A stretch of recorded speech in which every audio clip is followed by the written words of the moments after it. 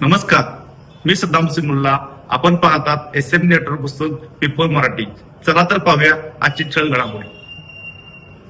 इचलकरंजीत पोलीस वसाहत कामाची पाहणी, उणीवांवर जिल्हा पोलीस प्रमुखांची नाराजी. इचलकरंजी शहरातील कलानगर परिसरात उभारण्यात येत असलेल्या नव्या पोलीस वसाहतीच्या अंतिम टप्प्यातील कामाची जिल्हा पोलीस अधीक्षक योगेश कुमार गुप्ता यांनी आज प्रत्यक्ष पाहणी केली. कामातील झालेला विलंब आणि आढळलेल्या उणीवांबाबत त्यांनी तीव्र नाराजी व्यक्त करत प्रलंबित कामे तातडीने पूर्ण करण्याच्या कठोर सूचना पोलीस गृहप्रकल्प अधिकाऱ्यांना दिल्या. नव्या वर्षात पोलिसांना राहण्यासाठी घरे उपलब्ध होणे अत्यावश्यक असून त्यासाठी कोणतीही ढिलाई सहन केली जाणार नाही, असे त्यांनी स्पष्टपणे सांगितले.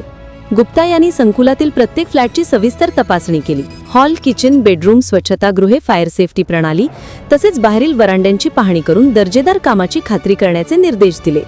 वरांड्यातील ग्रिलची उंची सुरक्षेच्या दृष्टीने अपुरी असल्याचे त्यांनी निदर्शनास आणत तातडीने ती वाढवण्याचे आदेश दिले.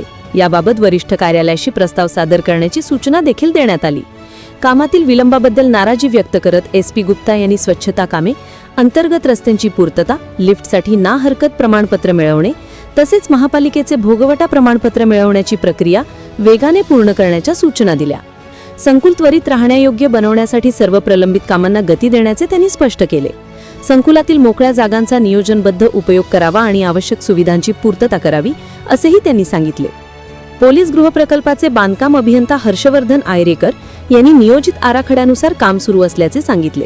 काही तांत्रिक प्रक्रियांमुळे काही कामे प्रलंबित असून ती लवकरात लवकर पूर्ण केली जातील, असेही त्यांनी स्पष्ट केले. महापालिका पाणीपुरवठा अभियंता बाजीराव कांबळे यांनी पुढील 15 दिवसात पाणीपुरवठा योजनेचे काम पूर्ण होईल अशी माहिती दिली.